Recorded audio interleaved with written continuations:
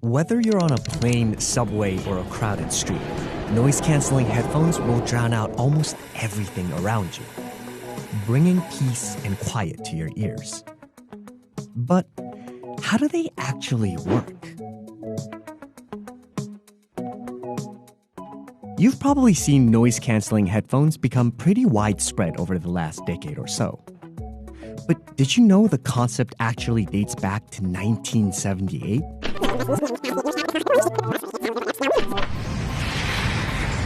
That's when Dr. Amar Bose took a flight from Zurich to Boston and became frustrated that the noise of the plane drowned out the music playing through the electronic headsets on the flight. Now, Bose's name might sound familiar.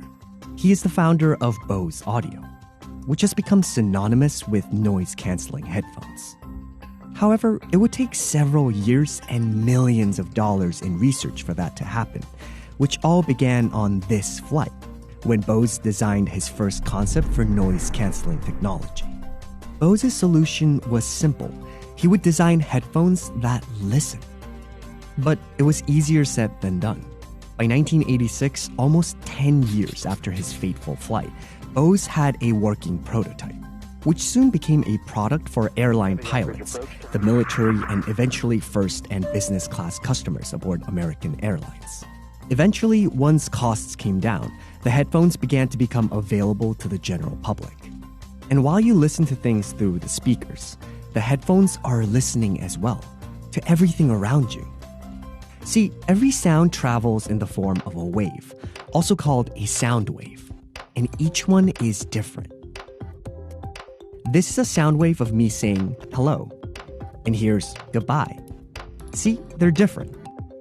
Now, if you played both sounds at the same time, goodbye, you get a phenomenon called constructive interference. Constructive interference amplifies sound to make the overall combination louder. It's the same phenomenon you get in a crowded restaurant. As more people come in and start talking, the overall sound you hear is louder. But what if instead of becoming a louder sound, it became quieter? In fact, it became so quiet, it was almost silent. That's called destructive interference. And it's exactly what our noise-canceling headphones are doing. Let's go back to those sound waves from before. See, sound waves, like light waves, have peaks and valleys. Noise-canceling headphones have their own built-in microphone. And when the headphone's microphone detects a sound wave, the headphones create a new waveform that's the total opposite. So for every valley, there is a peak, and for every peak, a valley. What results is the canceling part of noise canceling. The waves cancel each other out, and a flat line ensues. Blissful silence. Now, if you've used noise-canceling headphones before, you've probably noticed they don't cancel out every single noise. Some other noises leak through sometimes, like people talking loudly or cars honking. That's because the technology works best in environments with consistent noise, which is why the headphones are ideal in places like airplane cabins or train cars. In other cases, with too much variation, matching the sound wave is tricky. It's kind of like whack-a-mole. You can only eliminate so many sounds at once. And some headphones will be better than others. While a $50 pair may not eliminate noises the way a $300 set does, it may be good enough for your needs.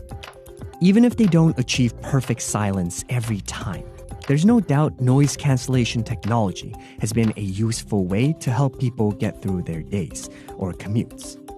It looks like the $50 million Bose spent back then turned out to be great in the long run.